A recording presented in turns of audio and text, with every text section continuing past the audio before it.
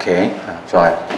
1편 4장 제2절 41강 173페이지에 공법상의 사건 들어갑니다. 아까 전에 말씀드린 대로 법률 효과가 발생하기 위해서 필요한 조건의 총체를 법률 요건 또는 법적 요건이라 그러고요. 앞으로 이제 그런 요건들을 공부하게 됩니다. 뭐 특허의 요건, 허가의 요건, 또는 국가 배상 청구권의 요건, 이거 공부하게 되는데요. 그런 요건을 구성하는 사실을 법률 사실이라고 공부했습니다. 근데 그런 법률 사실을 크게 나누면 인간의 정신작용을 요소로 하면 용태라 그러고요. 용태가 아닌 것 다우러 사건. 그래서 인간의 정신작용을 그 내용 또는 요소로 하지 않은 것을 사건이라고 한다. 이렇게 했는데, 이번에는 이제 공법상의 사건, 두 번째로 사실에 들어가서 사건을 공부하게 되는데요. 중요한 내용은 뭐냐면 아까도 말씀드린 공법상의 사건, 공법상의 사무관리, 공법상의 부당이득, 이런 식으로 공법상이란 말이 붙는 용어가 있거든요. 그럼 여러분들 이런 용어들을 보면 용어들은 무심히 지나갑니다. 무심히 지나가고 더 용어 안에서 선생님이 이제 제목 하에서 소제목으로 이야기하거나 세부적으로 이야기하는 부분만 관심을 가지는 경우가 많아요. 이제 그 전까지는 멍하게 있다가 드디어 이제 시험에 지문과 유사한 지문 나오기 시작하면 그런 것들을 쳐다보는데 그거는 좀 안 좋아요. 왜냐하면 법학은요 제목이 굉장히 중요해요. 공법상의 사건 붙을 거 아닙니까? 그럼 사실은 공법상의 기간 계산 방법, 공법상의 시효, 공법상의 소멸시효, 공법상의 취득시효, 공법상의 제척기간, 공법상의 실권의 법리, 공법상의 주소, 이렇게 되거든요. 근데 이때 이제 공법상이란 말이 제목에 들어가 있는데 이게 무슨 의미일까 이거야. 왜 이런 말을 붙였을까? 이게 되게 중요한데요. 민방위 훈련 나가는데 예비군복 입고 나가야 된다는 줄 알고 나간 사람도 있다는데 나중에 예비군 끝나고 되면 이제 민방위로 근무하게 되는데요.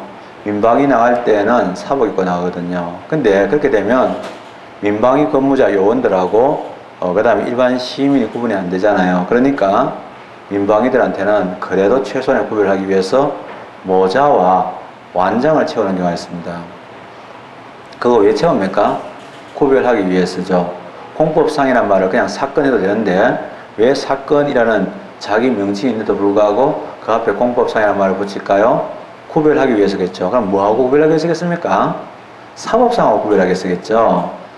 사법상과 구별되는데 그럼 한번 생각해봐요. 이 사법에도 있구나 이런 뜻이잖아요. 사법에도 있다면 어느 게 먼저일까요? 사법 역사는 2000년, 공법 역사는 한 200년밖에 안 되는데 어느 게 먼저? 당연히 사법이 먼저 있겠죠. 그러면 그러니까 기본적으로 뭐냐? 사법에 많은 종류의 세세한 규정들이 있는데 그 중에서 일부만 다를 뿐이고 기본적인 점에서는 공통되겠죠. 그래서 공법상이라는 말은요 제일 중요한 말이 딱 정해졌습니다. 즉 공법상이라는 말이 붙으면 공법상의 시효든 공법상의 주소든 간에 항상 뭐냐? 원칙적으로 사법이 적용됩니다. 이게 중요해요. 왜? 본래 사법이 있었으니까. 그러니까 이거 일일이 공부 안 해도 심지어는 다음 공법상 주소에 관한 공법상 주소는 뭐 원칙적으로 어느 법이 적용된다 이렇게 질문이 나와요. 뭐 그게 뭐였더라? 막 이게 사법이었던 거 공법이었던 이런 생각하는 자체가 그 수험생의 지식이 불완전하고 가르치는 사람에도 문제가 있다고 생각하는 거예요. 왜냐하면 공법상이란 말이 굉장히 중요한 말이지. 왜냐하면 단어에서 우리가 지금 공법상 사건을 공부하고 있는데 공법상 사건에서 반이 바로 공법상이거든요. 그러면 예외적으로 공법에 대한 규정이 적용되는데 예외가 뭘까 이거죠. 예외라는 건 그냥 인정되는 게 아니고 특별한 규정이 있을 때인데 그 특별한 규정이 뭐예요? 민법과 다른 사법과 다른 규정이 있을 때 그 사법과 다른 내용의 규정이 뭐겠어요? 공법 규정이죠. 공법 규정이 있으면 공법이 적용된다. 공법이 우선 적용된다. 그래서 사실은 오늘날 옛날에는 행정법 또는 공법을 민법 또는 사법의 특별법으로 봤는데 요새는 그렇게 보지는 않아요. 왜냐하면 실제로 이제 민법이라는 법이 있으면은 또 그 안에서도 사법적인 특별법이 있어요. 뭐 예를 들면 민법의 물권법에 보면은 권리 이전에 관한 내용이 나오는데 그 중에서 등기가 요건인데 등기에 대한 법을 따로 빼가지고 등기법이 있거든요. 사실 민사도 특별법이 있어요. 그러나 전체 법 체계로 봤을 때 공법과 사법의 관계는 어떤 관계냐? 특별법과 일반법의 관계와 같이 유사합니다. 그래서 특별법적인 지위에 있다 해도 과언이 아니에요. 자, 그래서 특별한 규정이 있을 때는 공법이 적용된다 하는 이 원칙은 변함이 없어요. 근데 사실은 이제 제일 중요한 게 뭐냐면 처음에 그러면 기간의 계산 방법이 나오는데요. 자, 만약에 60일 또는 14일 이렇게 나왔을 때 첫날을 포함하느냐 안 하느냐 이 문제입니다. 그리고 몇 시부터 계산하느냐 이런 얘기거든요. 자, 이런 부분이 되게 중요한데요. 중요한데 우리가 실질적으로 이제 잘 알다시피 우리가 이런 기간의 계산 방법은 크게 두 가지가 있습니다. 하나가 뭐냐면 단위가 역법상의 계산이 있습니다. 그래서 사실은요, 일, 주, 월, 년인데요. 사실은 주는요, 엄밀하게 따지면 역법이 아닙니다. 월, 년, 이게 뭡니까? 역법상의 계산이죠. 역법은 잘 알다시피 수메르의 360진법이 들어오면서 60으로 나누게 되고 11로 이렇게 나눠지는 것은 수메르 문명에서 유래한 굉장히 오래된 겁니다.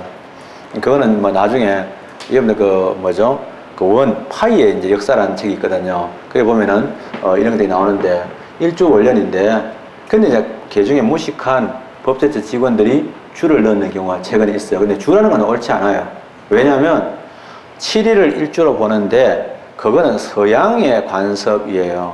우리나라 같은 경우는요 5일이에요. 5일장 아시죠? 그죠? 5일이고요. 그 다음에 쉬는 날은요 보름 이제 이렇게 보름을 단위로 이렇게 쉬고 이렇게 했어요. 그러니까 나라마다 5일도 있고 7일도 있고 있는데 서양이 이제 서양이 그죠? 왜냐면 기독교 영향을 많이 받았으라고 생각되는데요. 일주월년이 했어요. 그 다음에 뭐냐면 시, 분, 초가 있어요. 그죠? 이런 시분초로 나누어지더라 이겁니다. 이 시분초가 있죠. 실제로 이제 우리가 보통은 24시가 한인데 보통 나누어가지고 12시로 되어 있잖아요. 그게 이제 아마 이제 각도로 치면 30도씩 바뀌잖아요. 그래서 한 바퀴 다 도는 게 360도니까 그렇게 나눴다. 그런 얘기가 나오는데요. 근데 요거는 시분초의 경우는 누구나 뭐냐? 이런 적시부터인데요.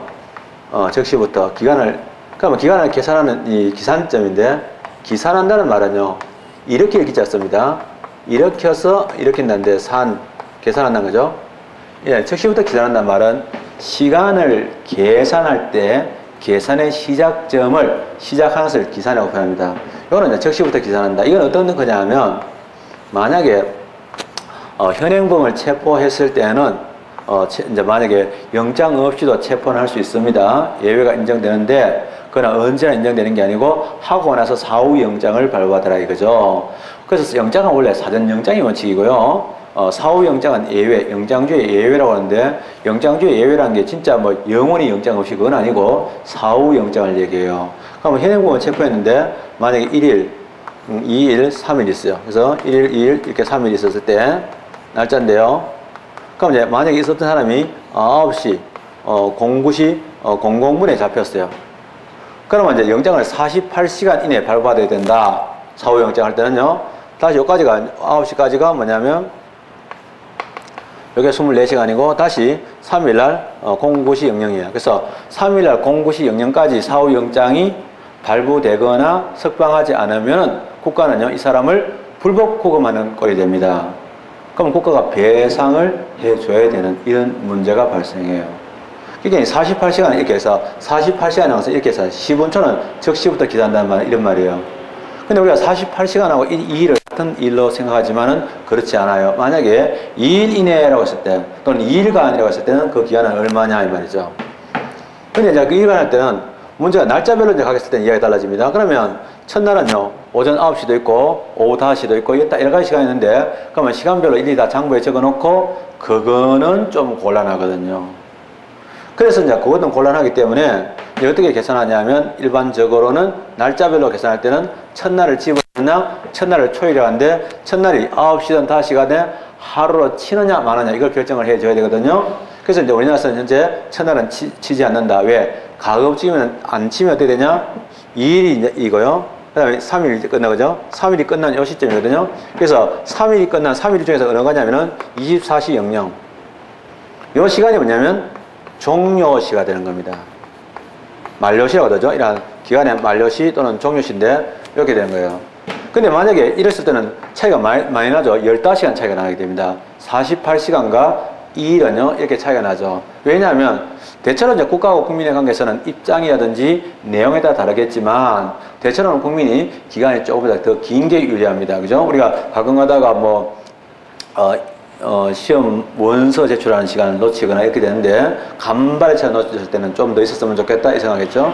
그래서 이제 이거는요 원칙적으로 일주 원련의 경우는 처음에니까 이러한 초일을 불산입하는데 예외적으로 이러한 공법 규정에서는요 이러한 초일을 산입하도록 하는 게 있습니다. 왜냐하면 또 대체로 초일을 산입하는 이유는 뭐냐면 조금이라도 더 짧아지는 게, 즉 빨리 끝나는 게 국민에게 더 유리할 때가 있거든요. 국민이 지겨운 시간은 빨리 끝나면 좋겠죠? 수업 시간 같은 것들이 있는데 수업은 안 들어가고요. 자, 그러면 초일을 산입하는 경우가 있는데요. 자, 이거는 현행 법에서 꼭 언제나 그렇다는 얘기는 아니고요. 과거의 법도 포함돼서 예를 들면 이런 사례가 다 돌아다니니까 봐주시는데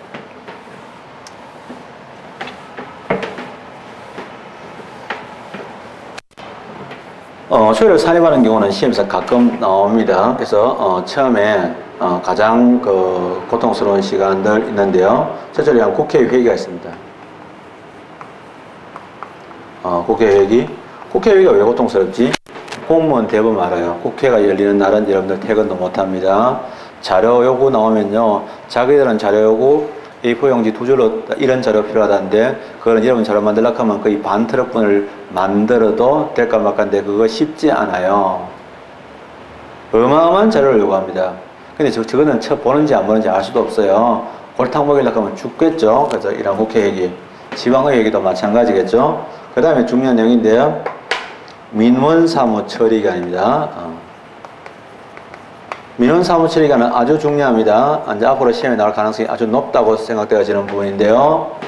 민원사무처리기간은 법이 있잖아요. 아주 특이하게 되어 있어요. 그래서 그 자체가 5일. 왜냐하면 오늘 주 5일 근무제잖아요. 5일을 기준해가지고 5일 이내인 경우가 있고 6일 이상인 경우가 있습니다. 6일 이상인 경우가 있는데요. 5일 이내인 경우에는요. 시간별로 합니다. 시간별로 이때는요. 근무시간입니다. 근무시간. 근무시간이기 때문에 얘들이 말하는 1일은요. 8근무시간입니다. 8근무시간. 이거는요. 이러한 시간별로 하루를 8근무시간별로 해서 시간별로 끊어서 하게 됩니다. 빨리 처리해야 되는 것들이거든요. 그러나 6일 이상의 경우는 이거는요, 날짜별로 하게 됩니다. 그래서 날짜별로 하게 된다. 다시 말하면 달력으로 갑니다. 그래서 역법상의 계산이다. 달력을 역법이라고 표현하죠. 역법상의 계산이다. 그러면 2개월 할 때 2개월, 우리는 보통 2월, 법학에서는 2월이라고 표현했는데요. 2개월 할 때 2개월은 며칠이겠습니까, 여러분들? 2개월 며칠일까요? 2개월? 2개월은요, 그러면 뭐 이런 이야기죠. 옛날에 장미란, 로저란 있죠. 로저란, 장미란 같은 경우, 장미란의 경우, 장미란도 밥 안 먹을 때가 있다는 거예요. 입맛 떨어져가 밥이 적게 먹는데, 장미란이 1년 중에서 제일 밥을 적게 먹는 달이 몇 달인지 아세요? 2월달, 그죠? 28일밖에 없으니까. 그러니까 2, 3월 달인 경우에는 59일이고요. 그죠? 7, 8월 달은 62일 되겠죠? 그게 바로 달력으로 계산한다는 뜻이에요. 그래서 역법상의 계산이다. 이렇게 이야기하죠. 그래서 날짜별로 계산하는데 중요한 내용은요, 이제 이런 겁니다. 그러면 잘 알다시피 이제 우리가 공휴일이 있어요. 이런 공휴일이 있고요. 토요일이 있거든요. 이런 공휴일하고 토요일로 나눠지는데요. 이 내용은 저쪽에 민원사무처리에 관한 법률이 있어요. 제일 뒤에 있거든요. 여러분들 책에 보면은 제일 마지막에 나와요. 교과서로는 971페이지에 제6조 민원사무처리에 관한 법인데 이 조항이 되게 중요하다고 저는 생각합니다. 971페이지에 제2절 민원사무처리에 관한 법률 나옵니다. 제일 뒤에 민원사무처리기간을 5일 이하로 정한 경우에는 접수 시각부터 시간 단위로 계산하되 공휴일 및 토요일은 산입하지 않는다. 계산에 넣지 않는다. 이 경우 1일은 8근무시간 한다. 그래서 만약에 32시간 하면은 4일이겠죠. 이런 식으로 하는데 공휴일하고 토요일은 안 집어넣으니까 만약에 금요일 했을 때는요. 그 한참 뒤에 즉 만약에 32시간 같다면은 다음 수요일까지가 되겠죠. 이런 얘기예요. 그래서 이제 산입인데요. 토요일하고 일요일을 계산에 집어넣느냐 이런 산입하느냐 할 때 이거는요. 토요일하고 공휴일 다 산입하지 않아요. 그런데 6일 이상인 경우에는요. 날짜인데 이 경우에는요. 일 단위로 계산하고 날짜별로 계산하고 초일을 산입하되 공휴일은 산입하지 아니한다. 즉 초일을 산입하죠. 근데 공휴일은 산입하지 않습니다. 토요일은 산입을 하는데 공휴일은 산입하지 않아요. 이 차이 됐죠? 이것도 시험에서 나옵니다. 예, 요런 내용이죠. 그 다음에 민원사무 처리기간을 주, 월, 연으로 정한 경우는 초일 산입하되 나머지를 준용한다. 그래서 별로 문제 없죠. 주, 월, 연이면 6일 이상에다가 주, 월, 연은 당연히 이미 6일 이상에 들어가죠. 주가 7일이기 때문에 이렇게 되더라. 그 다음에 이제 만료점인데 종료시는 언제냐 하면 어느 시점이냐 정확한 딱 시점인데 말일, 마지막에 이러한 말일의 이러한 종료시가 되고요. 그러니까 아까 전에 치면 3일 24시 00시가 바로 그게 되고요. 근데 이러한 말일이 경우에 따라서 공교롭게도 말일이 공휴일이에요. 그것도 연휴예요. 뭐 설 연휴 같은 말일이랑 공휴일이면 어떻게 되냐? 공휴일이면요, 공휴일이면 그러한 공휴일이 끝난 그 다음 날인데 그 다음 날을 한자식으로 표현할 때는 날개 우자 밑에다가 설립자 써서 익일이라고 표현합니다. 아마 일본식 표현인가 봐요. 우리는 나는 날이다, 난다는 뜻인데 익자는 상당히 뭐랄까 고급스러운 한자에 들어갑니다. 고급스러운 한자는 어디 보면 알 수 있어요? 좋은 글자들. 이렇게 한자에도 보면 뜻이 좋은 글자들 있잖아요. 그런데 성명화 같은 데 보면 제일 좋은 글자들 어디가 많냐면 조선시대 임금들 있잖아. 앞에 들어가는 이게 다 좋은 글자들이에요. 근데 저 옛날에 보면 용비 어천가 할 때 위에 익종 이런 거 있는 거 아시죠? 그 익자예요. 그래서 거기서 쓰는 글자들이 다 좋은 글자들입니다. 그래서 이길이다 이 말이죠. 그 다음에 이제 이거 말고는 주로 뭐냐면 구속된 날짜, 이러한 구속일수 날짜가 되는데 구속 30일인데 첫날 살입 안 한다 그러면 1 받겠죠. 그 다음에 구속일수가 있고요. 구속된 날짜, 그 다음에 형기, 이제 예를 들면 형기 같은 거, 그 다음에 공소시효기간, 이런 것들은 다 뭐냐? 거기에 나오고요. 과거에는 인감증명을 떼줄 때 유효기한이 있었던 적이 있는데요. 인감증명에 유효기한이 있을 때는 인감증명의 유효기한 같은 것들이 답이 됩니다. 이런 내용들이 기간의 계산 방법이고요. 거꾸로 역산이라는 말은 뭐냐면요. 역산이라는 말은 거꾸로 계산할 때 전 며칠, 그거 하기 전 며칠 할 때는 역시 그것도 그날 포함 안 하고 띄어서 계산한다. 이런 정도입니다. 이게 기간의 계산 방법인데 중요한 거는 기간이 항상 학문적 용어입니다. 실무상 용어가 좀 차이가 나는데 기간은요 사건이죠. 기한하고 달라요. 기한은 나중에 의사의 표시로서 용태고 법률행위죠. 부관이라는 하나의 독특한 법률행위고 이거하고는 다르다 아시는 거고요. 자, 시효 들어갑니다.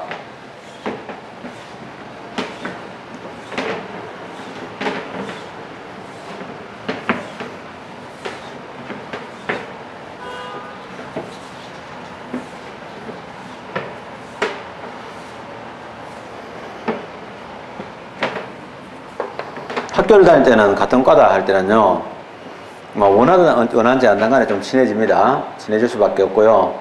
또 내가 내 마음대로 까칠하게 내 입맛에 맞는 사람만 데리고 놀 수가 없습니다. 또 어느 정도 그룹에 들어왔는데 내가 좋아하는 친구들하고 같이 어울릴 때는 좀 고춧가루 같은 한 놈 들어와도 그냥 용케 좀 참아가면서 지내게 돼 있죠. 그래서 이제 보면 빈대들이 있어요. 꼭 보면, 그죠? 빈대들이 있는데 맨날 돈 빌리고 안 갚고 이렇습니다. 근데 학교 다닐 때 안 그래도 나도 엄마한테 돈 다 쓰니까 안 그래도 좀 쪼달리는데 여자친구하고 좀 데이트하려고 돈 좀 이렇게 아껴서 비축해 놓으면 꼭 빌려가가지고 안 갚고 이래요. 그게 빈축을 많이 사고 있는데 그렇다고 해서 안 볼 수도 있는 것도 아니니까 그냥 건드려 지내는데 이놈이 있잖아요. 전번에 돈 빌려가 놓고 생 까고 나서 갚는다는 날 다 지내고 그날 어느 날 사라지고 나타나지도 않더니만 또 나타났어요. 돈 갚으러 나타난 게 아니고 또 돈 더 빌려 나타났어요. 그래서 돈 빌려달라고 해서 전문가 갚아라. 그러면 내가 빌려주든지 이러니까 돈이 없으니까 그런데 그런 소리 하지 말고 지금 빌려주면은 내가 한목에 내일 다 갚을게. 언제나 빚쟁이들이 똑같이 하는 말이에요. 이 말은 절대 믿으면 안 되거든요. 그래서 하게 됐는데 자, 그냥 하도 괘씸하니까 수모를 주기 위해 가지고 없다. 나 못 빌려준다. 이러니까 끝까지 빌리라고 막 자기가 정말 급하다는 거야. 그러면 전번에 빌려간 거하고 다 합쳐서 내일까지 갚고, 만약에 안 갚고 전번처럼 잠수 타면은 하루에 10%씩 이자를 지급한다. 그러니까 친구지간에 뭐 그런 걸 각서 써라. 그래서 뭐 하도 이제 괘씸하니까 수모를 주기 위해 썼어요. 뭐 정말로 그렇게 강제 집행할 생각은 없었겠죠. 썼는데 뭐 이놈이 안 나타나요 또. 그리고 이제 그 뒤에 이제 이거는 복리로 계산한다 일어났는데 안 나타나. 그래서 이 새끼가 뭐 이런 놈이 다 있나 이러고 그 다음 주에 있는데 갑자기 엄마가 시골에서 아프다 그래가지고 내가 내려갔어요. 그러니까 뭐 누나 나이 다 못 내려오고 내가 내릴 수밖에 없고, 내가 병원 또 들어갔는데 더 위중해져가지고 옮기고 이런다고 내가 학교를 한 2주 빠졌어요. 학교 돌아갔는데 그 사이에 뭐냐, 아까 돈 빌려간 친구는 영장이 나와서 군대를 갔어요. 그로부터 30년 후 시간 계속 가죠. 그럼 만약 20만 원에 매일 10% 복리로 계산이 붙으면은 모르긴 해도 있잖아요. 계산하면 뻔히 나오지만은 빌 개의쳐도 갚을 수 없는 돈이 됩니다. 자, 이랬는데 몰랐어요, 자기도. 청구도 안 하고 있는데 한 10년이, 한 20년, 30년이 지나서 어느 날 책장에서 책을 읽게, 옛날에 책을 한번 뜯겼는데 거기서 풀렁하고 떨어진 데 보니까 그 각서가 있는 거야. 이랬을 때 소송을 제기해서 돈을 받아낼 수 있느냐? 못 받아낸다 이 말이죠. 왜냐면요, 법관은 신이 아니에요. 여러분들은 내가 지금 전지적 시점에서 말씀을 드리니까 알고 계시지만은 법관 입장에서는 한 놈이 차용 정서를 가지고 와가지고 30년에 돈을 빌려줬는데 이때까지 안 갚고 있습니다. 이런 얘기예요. 근데 그러면 그 중간에 한번 돌라소리 해봤나? 한 번도 안 했습니다. 이런 거예요. 그럼 왜 돈을 그렇게 받을 돈이면 왜 30년 동안 단 한 번도 얘기 안 했을까 생각하는 거예요. 왜냐하면 현실의 세계에서는 각서 써주잖아요. 그럼 각서 써줬는데 다 끝나고 나서 각서 돌려도 해가지고 그 자리에 찢는 사람 잘 없어요. 그렇게 찢어도 뭐냐? 복사해 놓을 수가 있어요. 칼라 복사해 놓을 수 있는데, 칼라 복사했을 때는 복사도 경우에 따라서 증거가 될 수가 있어요. 이런 복잡한 문제가 있습니다. 그러니까 갚았는지 안 갚았는지에 대한 입증은 물론은 그 피고가 해야 되겠지만, 그거는 한두 해 말이죠. 30년 동안 설사 갚았을 때 차용 정서를 갚았다는 영수증이 설사 있었다 한들 그걸 그때까지 보관해라라고 법이 요구하기는 좀 곤란하단 말이에요. 그래서 상식적으로 생각해 보면 권리가 있었으면 당연히 응당 그 안에 돈 달라고 했겠지. 권리를 행사했겠지. 이런 생각을 하게 됩니다. 근데 권리 행사하지 않은 것은 권리를 주장할 만한 사실이 없었다고 생각하는 거예요. 그래서 이제 우리 법은요, 법원 권리 위에 잠자는 자를 보호하지 않는다. 법은 자기가 부지런히 자기 권리를 행사할 때 비로소 그 권리가 유지되는 거지, 지나치게 오랜 기간 동안 그런 권리를 행사하지 않으면 그런 권리가 없는 걸로, 즉 소멸하는 걸로 됩니다. 이런 걸 보고 뭐냐? 소멸시효라 그러고요.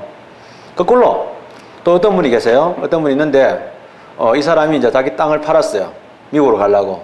미국으로 영주권 얻어 가려고. 아직은 미국 영주권 못 얻었는데 일단은 미국에 가서 살 생각으로, 아이들 키울 생각으로 땅을 파는데 팔았어요. 일산에 있는 그냥 경기도 고양군에 있는 돌산인데 아무도 안 살라 그랬어요. 그러다가 이제 드디어 출고하기 얼마 전에, 한 2주일 전에 누가 사겠다 그래요. 그래서 잘 됐다 해가지고 팔았어요. 계약금 받고요, 중도금도 받았어요.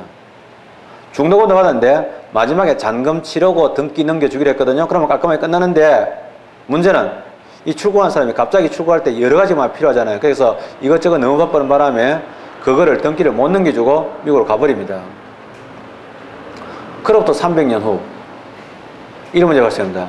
그러면 등기부에는 뭐라 되냐? 이 사람 이름으로 그대로 등기되어 있는데, 자, 그 땅을 사는 사람은 특별조치법에 따라서 따로 등기를 하지 않고 그냥 따로 있잖아요. 그냥 갖고 있습니다. 동네 사람들도 다 알고 있습니다. 뭐냐면 계약금 넘어가고 중도금 넘어가서 이 사람 땅 된 건 다 알고 있으니까 그냥 그렇게 살다가 이 사람도 죽을 때 돼가지고 또 팔아먹고 또 팔아먹고 해가지고 A에서 B, C, D, E, F, G 해가지고 Z까지 갔습니다. 그 사이에 또 있잖아요. 건너간 저놈은요, 또 뭐냐면 자손을 낳아가지고 27세손까지 생겼어요. 근데 어느 날 잘 알겠지만 상속은요, 등기 없이도 권리가 이전되거든요. 어느 날 자손이 자기 조상의 등기를 한번 살펴보니까 자기 조상의 이름이야. 그 뒤로 안 돼 있으니까 따져보니까 자기가 주인이거든. 그래서 땅 내놔라고 얘기할 수 있느냐 이것들이죠. 자, 만약에 이걸 인정한다 치자. 그럼 어떤 문제가 생기냐면, 그러면 다시 Z는요 Y한테, Y는 X한테 부당이득 반환 청구하게 되고 이랬는데 중간에 끊어지겠죠. 이런 문제가 발생하고요. 세월이 오래 지났기 때문에 사실 여부를 판단하기 힘들어요. 왜냐하면 이 사람이 진작 빨리 권리를 신청했더라면 그 당시에 살아있는 동네 주민이나 정의나 증거가 많이 있을 건데 300년이 지났을 때 그 증거는 잘 안 남아있겠죠. 또로 그런 거는 골동품대가 골동품이 더 비싸겠죠.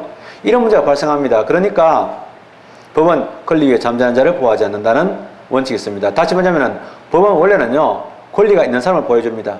법적인 상태를 더 존중합니다. 법적으로는 A가 주인이고 그 다음에 사실상 B가 점유하고 있을 때는요 B를 법이 쫓아내줍니다. 그런데 지나치게 오랜 기간 법의 권리를 행사하지 않았을 때는요 법은 뭐냐, 장기간 계속된 사실 상태를 더 존중해서 그러한 법적 안정성을 추구하는 제도가 있어요. 이걸 보고 뭐냐, 시효 제도라고 합니다. 이런 시효 제도는요 있던 권리가 장기간 행사하지 않으면 소멸되는 소멸시효가 있고요. 또 하나가 없던 권리가 생기는 경우도 있어요. 내가 예를 들면 남의 땅인데 남의 땅을 평온 아무런 분쟁이 없이 공연 드러내놓고 뭐 울타리도 치고 거기다 집도 짓고 그 다음에 무사 그 상에 뭐 송사 같은 거 아무것도 없이 그렇게 하니까 자주 점유여사로 본인이 당연히 주인이라는 생각을 가지고 그렇게 20년간 점유하게 됐을 때는 바로 뭡니까? 시효로 권리를 취득하게 되는 거예요.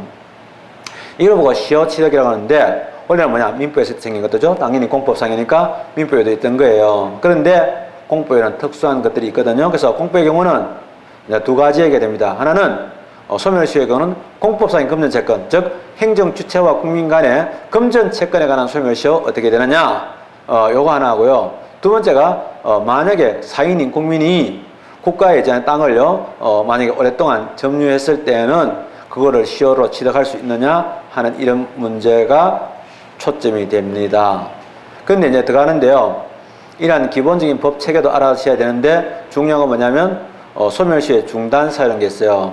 자, 그러면 만약에 소멸시효가 있는데 채권, 내가 돈 받을 권리죠. 이러한 채권은요 민사의 경우는 10년간 행사하지 않으면 채권이 소멸한 걸로 돼요. 그럼 만약에 상대방이 한 번도 돈 돌려 소리 한 적 없이 그 다음에 이제는 10년이 지났다, 이걸 보고 뭐냐, 시효가 완성되었다고 표현하는 거예요. 그럼 공법의 경우는 몇 년이냐? 5년이에요.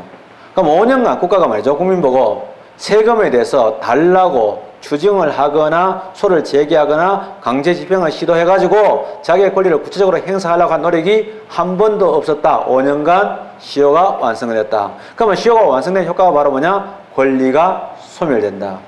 그럼 권리가 소멸된다는데 좀 찝찝하다. 저절로 소멸된다니까 좀 찝찝한데, 그러면 그럼 5년이 지나고 나서 상대방, 즉 이런 채무자가 자, 이득을 얻는 자죠. 시효가 완성되었습니다라고 선언을 해야 되느냐, 즉 주장을 해야 되느냐, 주장을 해야지 소멸하느냐, 그때도 소멸하느냐, 아니면 주장이 없이도 소멸하느냐인데 시효 기간이 완성되고, 즉 아무런 권한 행사가 없는 상태에서 5년이 지나고 그러면서 별다른 얘기가 없어도 효력이 소멸한다, 즉 주장을 하지 않아도 효력이 소멸한다. 그걸 보고 절대적 소멸시효라고 그러고요.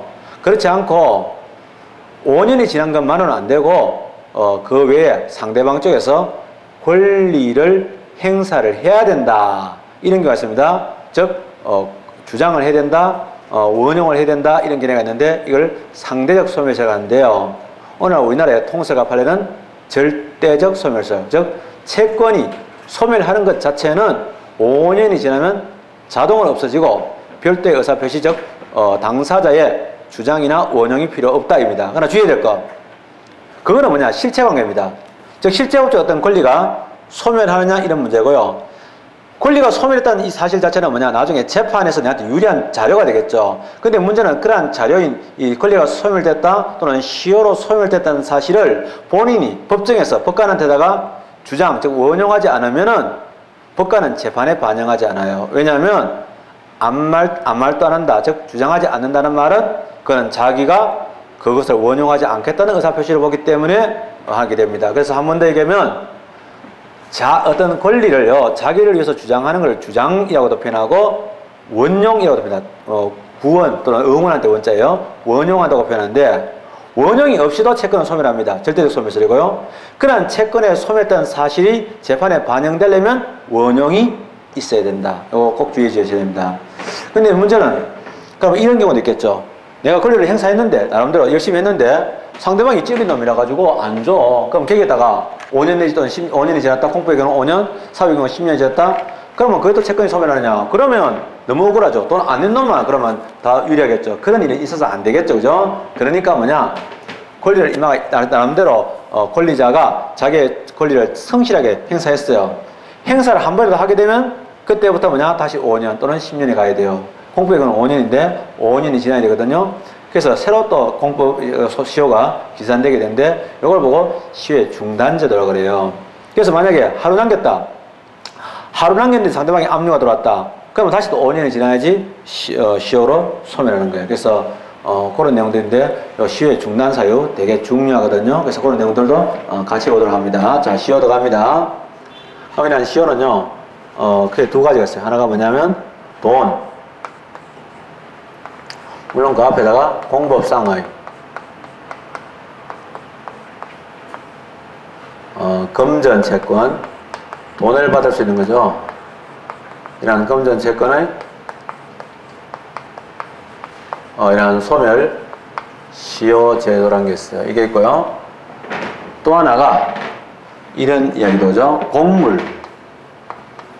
공물은 일명 행정재산이라고 하는데 국가나 지방자치단체가 행정체가 국민에게 직접 제공해서 사용되고 있는 개개의 유체물을 공물이라고 합니다.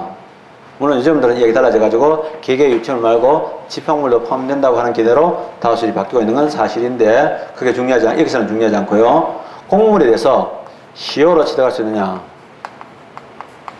만약 이것도 공물도 20년 이상 평온 공연 무사하게 점유했을 때는 시효로 취득이 가능하냐 되죠.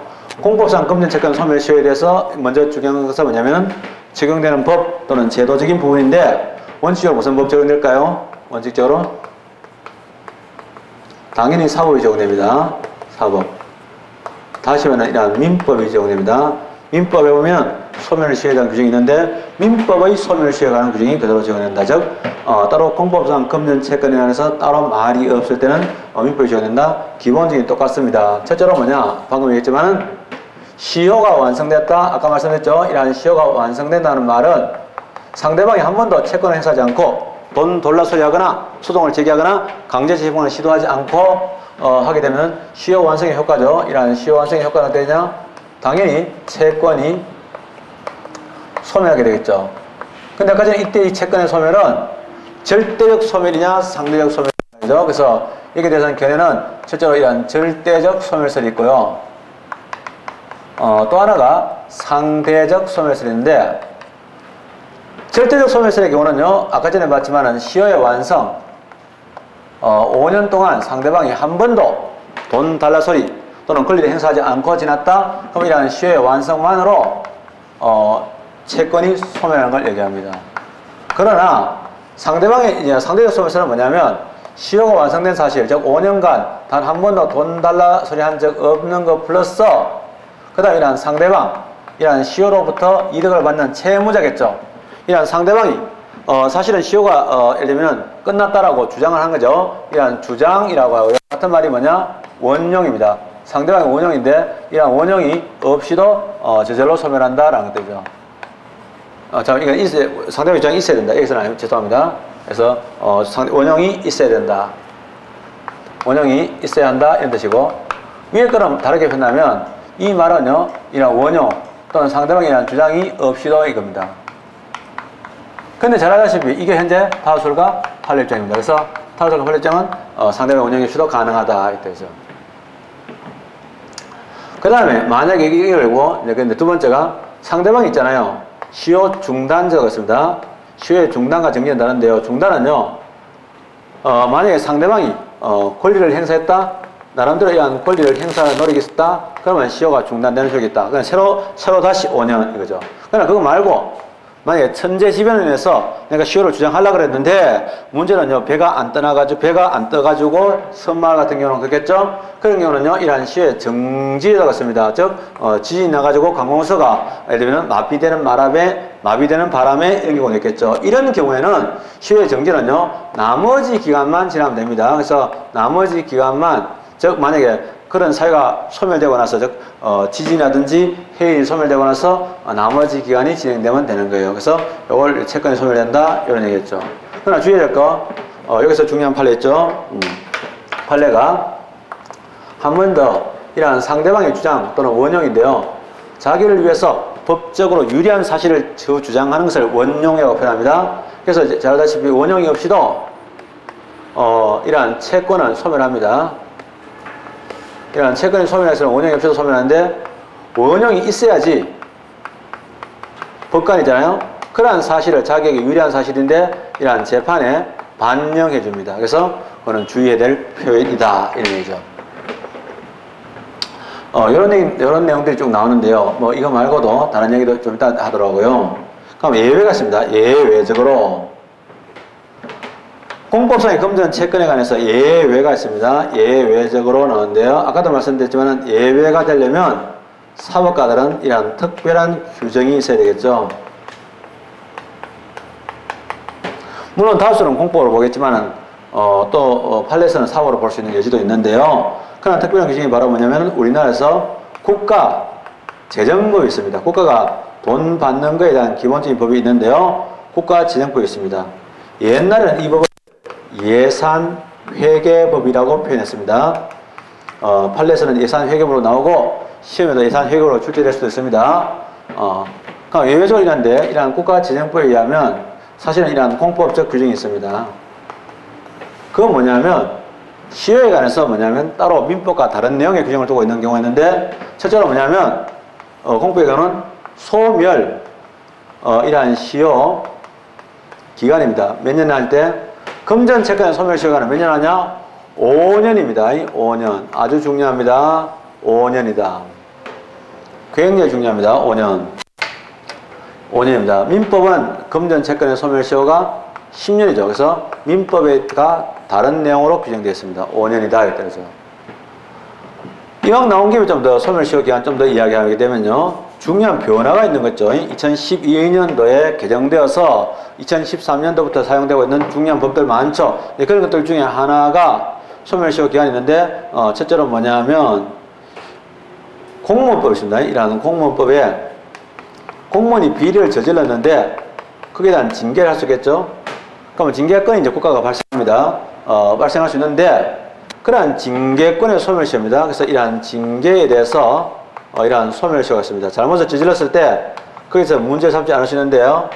징계 소멸시효는 과거에는요 무조건 2년이었어요. 전부 다. 그러다가 일반적인 것은 2년 그리고 뭡니까? 금전 회계한 것은 5년 이렇게 바뀐 적이 있거든요. 이렇게 바뀐 적이 있어요. 그랬는데 문제는요 이게 또 바뀌어가지고 기본적으로 이제 이러한 징계권의 소멸시효가 나오는데 공무원법상에 이러한 징계권의 소멸시효 가 나오는데 이 금전의 경우입니다. 이러한 금전의 경우는 5년으로 바뀌었습니다. 그래서 지금은 똑같아졌다 이것들이죠. 또 하나 금전채권에 우리가 공법상의 금전채권 할 때는요 우리가 보통 행정법 관계에서는 공법관계와 사법관계 나눌 때 국고관계는 사법관계로 봤잖아요. 그거는 사건이 발생한다 이렇게 했고 사법이 적용된다 이렇게 이야기했는데 여기서는 달라요. 왜냐하면 이 5년에 대해서 5년인데요. 이 5년에 대해서는 우리 판례가 뭐라고 이야기하냐면 국가나 지방자치단체가 가지는 채권에 대해서는 채권은요 공법상의 것이든 사법상의 것이든 상관없다. 즉 만약에 이러한 행정주체의 것이라면 국가나 지방자치단체의 것이라면 그것이 공법상의 것이든 그 다음에 이러한 사법상 즉 국고행위로 인한 것이든 상관없이 무조건 5년 꼭 기억해 두셔야 됩니다. 그래서 이게 바뀐 중요한 판례에 들어갑니다. 그 다음에 이제 따로 이제 공법 규정이 있는 경우인데, 나중에 얘기하지만, 시효의 중단 사유라는 게 있습니다. 그래서 근데 시효 중단 있었죠. 시효의 중단 사유는 뭐냐면, 권리에 잠자는 자를 보호하지 않는다는 거지, 무조건 권리를 없애겠다는 얘기는 아니겠죠. 그러면 이러한 시효 중단 사유에 보면, 민법하고도 공법하고 다 같은 내용입니다. 저 권리를 행사하면 괜찮아 이건데 문제는요. 권리를 행사하면 괜찮은데 문제는 그 판례에서 이제 권리 행사로 받느냐 안 받느냐 이것도 중요하고요. 실정부에서는요. 행정법, 즉 공법에만 특유한 민법에 없는 시효 중단 사유도 있다 이거죠. 그래서 이런 시효에 대한 중단 사유 한번 다시 나가게 되는데요. 이론적으로는 시효 중단 사유는 한마디로 뭐냐? 권리를 행사하면 됩니다. 그러면 굳이 따져서 한번 나눠서 이야기한다면 사법과 공통되는 거 있겠죠? 민법과 공통되는 내용이 있을 겁니다. 그리고 그 다음에 공법에만 있는 것이라는 공법에 특유한 공법에만 있는 이런 뜻이죠. 이러한 특유한 시효 중단 사유가 있는데 이거야. 공법에 특유한 시효 중단 사유가 있는데 나오죠. 공법에 특유한 시효 중단 사유가 있는데 나오죠. 어떤 것들이 있을까? 공법에 특유한 시효 중단 사유 있는데 실제로 많이 이야기되는 게 뭐냐면 물론 법마다 조금씩 달라요. 예, 다 약간 다릅니다. 공법 여러 종류가 있어가지고 있는데 첫째로 독촉이 있습니다. 민사에도 독촉이 있거든요. 뭐 빚쟁이들이 독촉한다 이러죠. 이 독촉이 아니고요. 행정상에 강제 징수할 때 독촉이 있습니다. 그 독촉을 하게 되면 법에서 그냥 시효가 중단된다고 아예 규정을 해놨어요. 그래서 독촉, 예, 아예 법으로 해놨습니다. 그 다음에 납세, 세금이죠. 납세의 고지.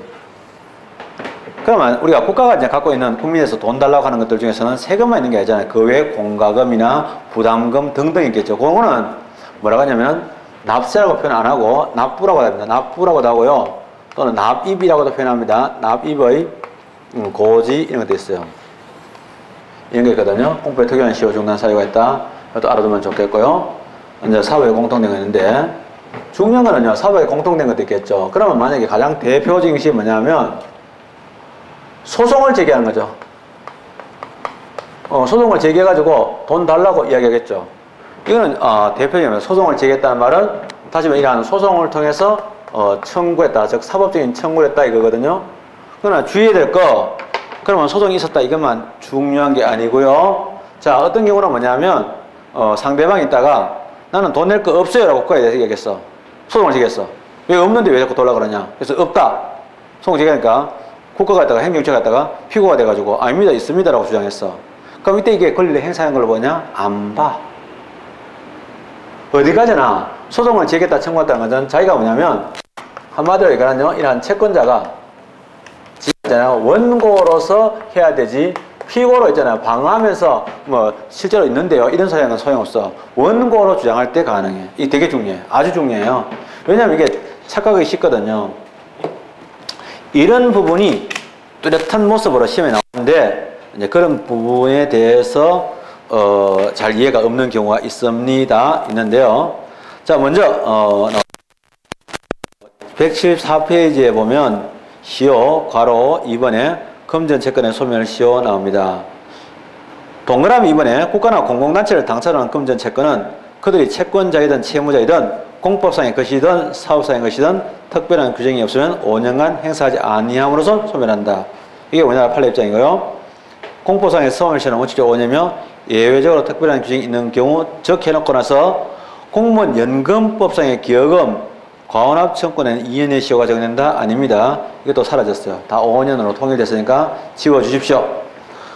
지워주시고요. 다시 175페이지 보면 판례가 나옵니다. 소멸시효인데요. 소멸시효에 관련되는 최근에 출제가 되고 있는 판례 나오는데 위에 거는 했죠. 위에 소멸시효 처음부터 볼까요? 판례.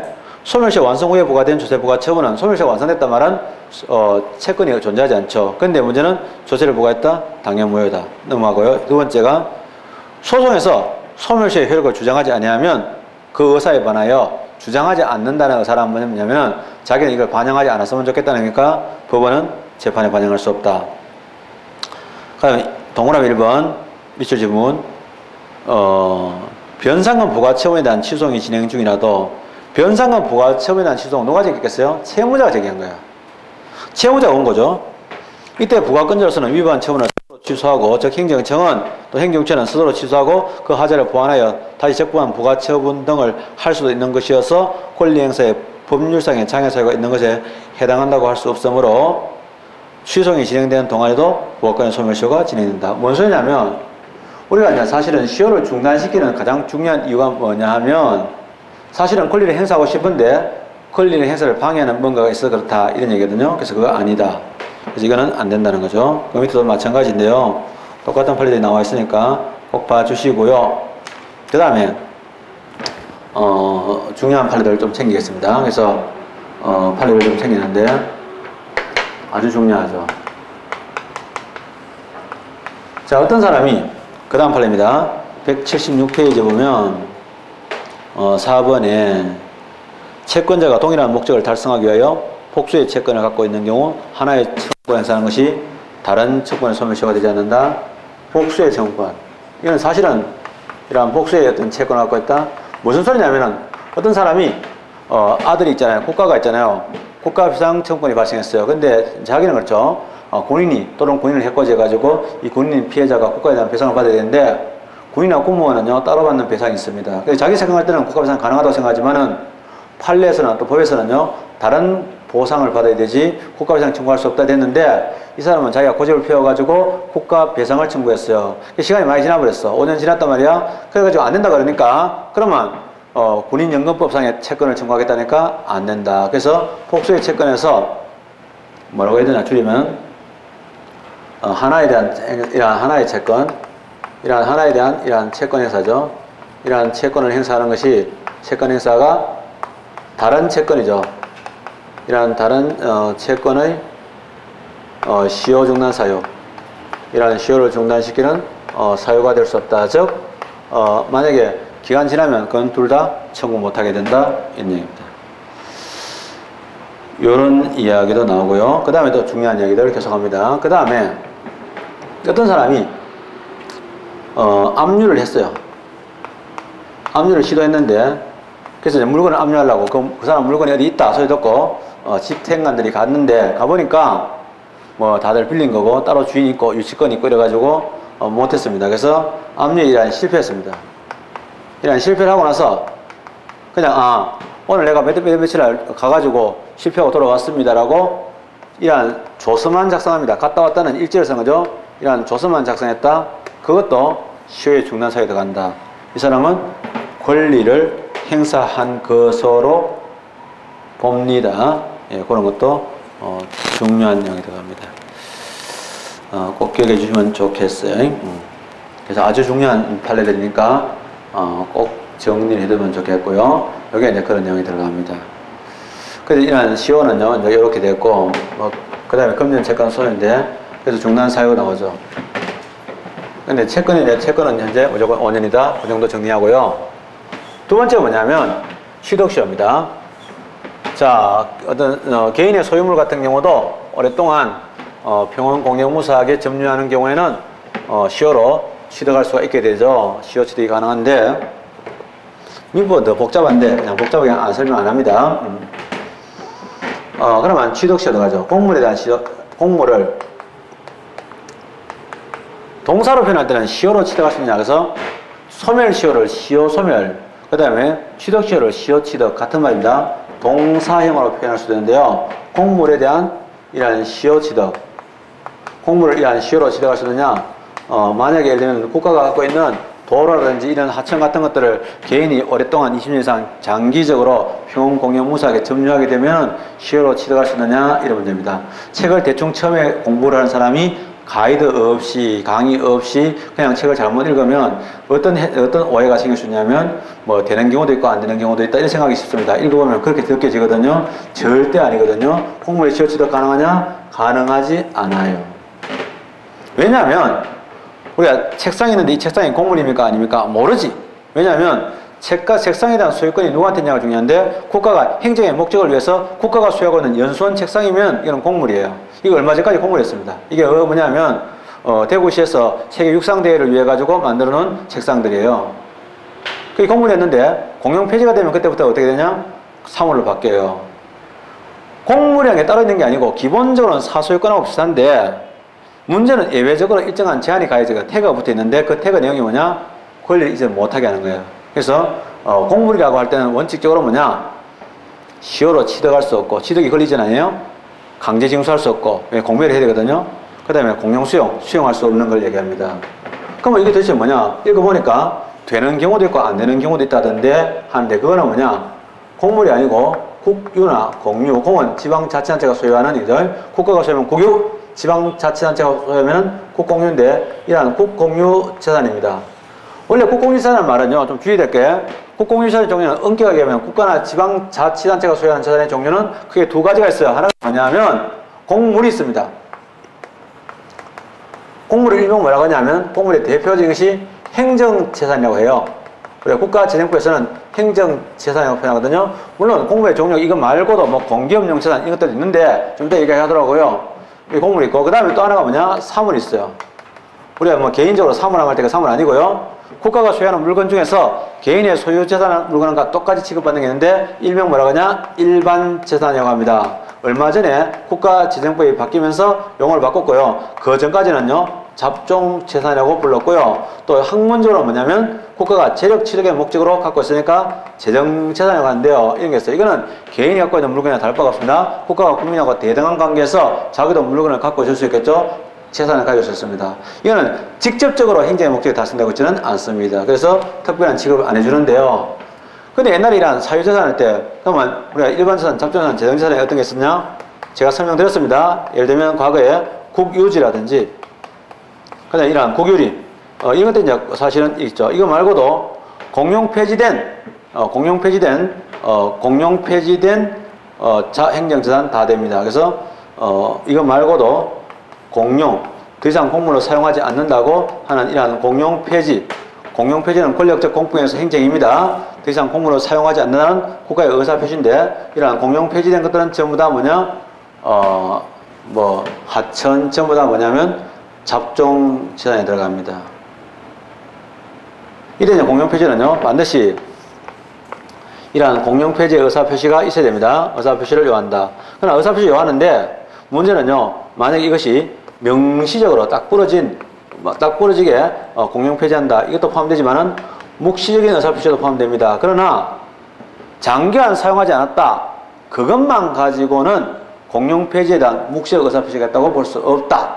이런 얘기도 들어보셨습니다. 언제 얘기했냐면은 국고행위 할 때 말씀드렸습니다. 그래서 그런 얘기 해드렸고요. 일반산인데 근데 이제 잘 알다시피 경북 영양군 같은 경우는요 국유림이 80%예요. 그러면 경북 영양군에 총 인구가요 8,000명인가 밖에 안 되는데 문제는 이 사람들이 공무원들이 몇 명이었습니까? 그런데 맨날 산을 헤매고 다니면서 그 넓은 지역에 어디서 누가 음악을 지고 사는지 찾아봐야 됩니까? 귀찮죠. 그러니까 나중에 이걸로 인해서 시효 취득을 당해가지고 국가의 재산이 자꾸 좀먹어가니까 안 되겠다 가지고 그 당시에 국가 예를 들면 이러한 국유재산법 이러한 국유재산법에서 명문으로 이러한 국유재산법에다가 앞으로 이거는 법으로 하니까 이러한 시효 취득을 금지하는 규정을 넣었어요. 이거 둘 다 넣었어요. 하여튼 국가가 소유하는 재산은 다 시효 취득 무조건 금지 이렇게 한 거야. 그러나 그거는 법으로 만든다고 다 되는 게 아니야. 왜냐하면 법으로 그러한 시효 취득을 민사상에 또는 일반 국민의 재산에서는 시효 취득을 허용하면서 국가의 재산에 대해서는 시효 취득을 허용하지 않을 때는 뭔가 타당한 이유가 있어야 돼. 근데 위에 거는요, 직접 행정의 목적, 즉 공익에 사용되니까 그건 이해가 되는데 밑에 있는 이거요, 일반 재산은 아무 이유가 없거든. 똑같은데 따로 하니까 뭐냐, 헌법재판소가 여기에 대해서는 이거는 일반 국민의 재산과 다를 바가 없는데 합리성이 없는 차별이 돼가지고 헌재가 위헌 결정을 했어요. 위헌 결정이 내려가니까 이러한 삭제가 됐어요. 그래서 이제 사실은 예를 들면은 이러한 국유재산법은요, 이러한 지금은 뭐냐? 지금은 행정재산에 대한 시효 취득은 금지되고 있어요. 그래서 한 번 더 얘기하면 지금은 행정재산에 대한 이러한 시효 취득은 역시 뭐냐? 이러한 금지된다 이런 뜻이죠. 금지되고 있는데 이거는 뭐냐면 잡종재산 시효 취득은 허용이 되고 있다. 판례도 마찬가지입니다. 다만 판례가 이제 과거하고 좀 달라진 점은 뭐냐면 과거에는요 자주점유여사, 내가 주인이라는 생각을 갖고 있다. 그거는 내가 주인이다. 뭐 들고 다니고 마이크에다 녹음할 수 없잖아요. 그게 뭐냐면 특별한 말 없을 때는 그게 사는 사람에게 자주점유사를 추정해 내줬는데 지금은 추정을 안 해줘요. 그래서 만약에 예를 들면 시효처 할 때 우리 판례가 자주점유, 주인이라는 생각으로 이러한 점유한다는 이러한 의사는요 도리어 추정을 해줘가지고 살고 있는 사람에게 추정하니까 반대로 저 사람이 자주점유 안 했다고 주장한 쪽에서 입증을 해야 되는데 거꾸로 자주점유 여사를 원고 쪽에서 입증하도록 하고 있습니다. 그래서 자주점유 여사를 추정해 주느냐 할 때 우리 판례거든요. 이러한 판례가 과거에는 해줬는데 지금은 하지 않는다 라고 됐습니다. 그 다음에 좀 더 어려운 판례 하나 더 가면요 이렇게 했습니다. 자, 정부가 시장 땅을 하나 샀어요. 이렇게. 그래서 시장은 그 당시에 공물이에요. 공물인데 시장을 따는데 울타리를 치면서 어떻게 치냐면 이렇게 울타리 이렇게 쳤어요. 이렇게. 이렇게 울타리를 쳐가지고 시장을 만들었어요. 하다 보니까 짜투리가 남았어. 이 땅을 울타리 치니까 여기다 그다음에 집을 짓고 이렇게 사는 거야. 근데 이 짜투리 땅 이거에 대해서 오랫동안 살았으니까 시효 취득을 해달라 이러니까 안 된다 이런 판례도 있어요. 이게 상당히 중요한 판례인데 누구 집에도 유리할 수도 있고 그래요. 그래서 그런 판례가 있긴 있는데 그건 어떻게 될지 잘 모르죠. 어쨌든 간에 이런 내용들이 있더라. 그래서 이런 정도가 다인데 다입니다. 그래서 나머지는 다 됐으니까 판례를 꼭 읽어봐 주시고 좀 쉬었다가 제척기간 실권 주소에 대해서 두 번째 공부상 사건 2의 강의를 드리겠습니다. 좀 쉬도록 하죠.